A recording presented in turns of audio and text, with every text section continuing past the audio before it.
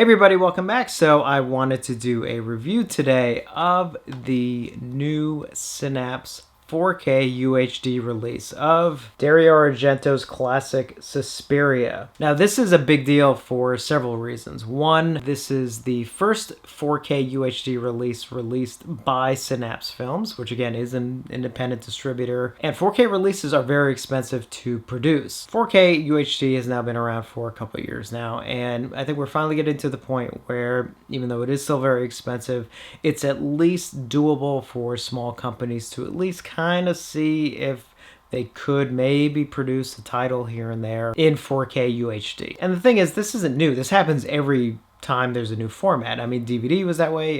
Blu-ray was very much that way. I mean, there was when Blu-ray first came out, I think it was the same thing. It was at least maybe 2 years before a lot of the smaller companies kind of started releasing Blu-ray releases, and we're kind of seeing it now with 4K titles as well. So Suspiria's had an interesting history in video, and I've seen, I think, Suspiria in about every format. I've seen it when I was growing up. I saw it on VHS, I saw it on Laserdisc, DVD, those early DVD, like that Anchor Bay DVD release, and I think Blue Underground had re-released it, and obviously with Blu-ray, and now 4K. I've seen a 35mm print of it. I didn't see it when it was initially released, but I did see a 35mm print of Suspiria a couple years ago. And I did see a DSP of this restoration in a theater 2 years ago. I think it was 2 years ago at Flashback Weekend, which I believe at the time may have only been the second time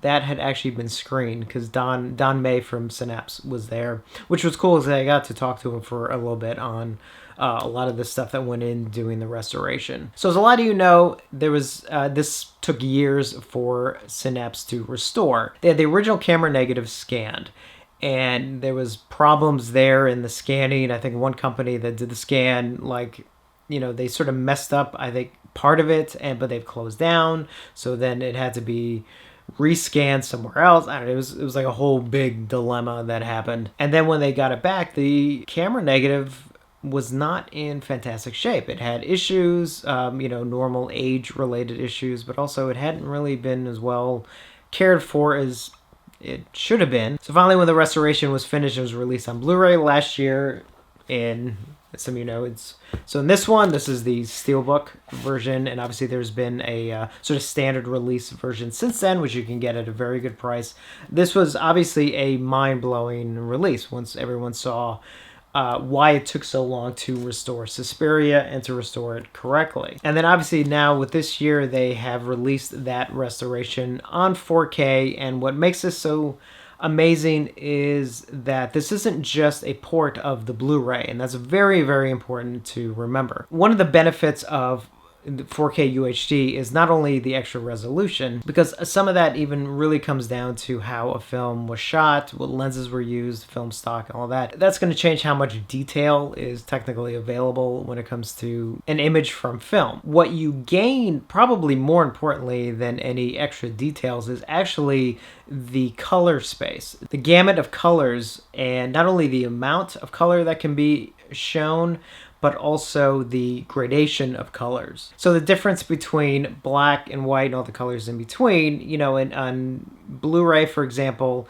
it's incremental kind of thing. And while it can blur, and Blu-rays obviously do still look very nice even to this day, 4K gives you such a wider range of color that you can get much more of a blending of the color spectrum, which is very, very key, especially working with photography and obviously with film. And let's face it, a film like Suspiria, with the use of color, that is key. What Synapse did was, instead of just taking that master that they did for the Blu-ray and just slap it on a 4K disc, they actually went back and did a proper pass in HDR to make sure that you're getting the most out of the format as possible, especially with showcasing the colors. And that is key, because if that's not done, it's not that you get a bad picture, but you're not really getting the full benefit of the format, especially when it comes to color. So how does the new 4K release look? Let's face it. I mean, honestly, it was done correctly. It looks amazing. In my opinion, the difference from going to the amazing looking Blu-ray to this release is not going to be a night and day difference. It's more of a subtle difference. You are getting the benefits of the format, you are getting some extra resolution, you are getting the wider range of color, which is key. And also I have to also add, the compression done for this is really, I didn't notice any compression issues. I mean, some of you with a more trained eye might be able to pick out something. I didn't notice anything. Now, this does have 3 audio options. One of them is new. So it does have the Italian 5.1, which was on the Blu-ray. It does have that amazing 4.0 original English mix that was, I believe, the first time it had ever been released was on the Blu-ray release, which is the original theatrical 4-track channel, which is so incredible. I remember hearing it in the theater, but especially hearing it at home, you know, in a proper setup. I like to think my setup is proper anyway. It sounds so good. So this adds, though, a Dolby Atmos track. Now, what I really liked about the Dolby Atmos track was that it basically took that 4.0 theatrical mix and just expanded it for Dolby Atmos. I don't believe it was like remixed from scratch to make it, you know, it's not a Marvel movie. This is basically just expanded some of the fullness of what that 4.0 track was already giving us. So you just have a much fuller sound in the use of the Atmos speakers. You didn't have weird sound effects going, you know, bouncing off the ceiling or something bizarre where I'm like, that's cool, but it's a little distracting. Nothing like that, and I'm glad that's not the case, especially with the music and some of those breathy sounds that are part of that Goblin score that you know, are in there. I mean, they really did the Dolby Atmos track perfect to make it seem like it's really a part of that original sound mix. Now, the nice thing is you do get all the extras. You don't get the soundtrack CD that was included with the Steelbook, but the commentary tracks that were on the movie-only disc of the Blu-ray are on the 4K UHD disc. And then obviously all the extras are on the second disc. It's the same disc that's in the Blu-ray release. If you love, even if you just like Suspiria, I highly recommend picking this up. If anything, just to support more small labels jumping into the 4K format. If you're a fan of Suspiria, like I am, I love Suspiria. Suspiria means so much to me because this, along with Lucio Fulci's Zombie, were the 2 films that got me into Italian horror films. And Italian horror films are among my favorite. So I owe so much to this film. I love it dearly. And now that we have this amazing restoration on a 4K release that was done correctly, it looks incredible.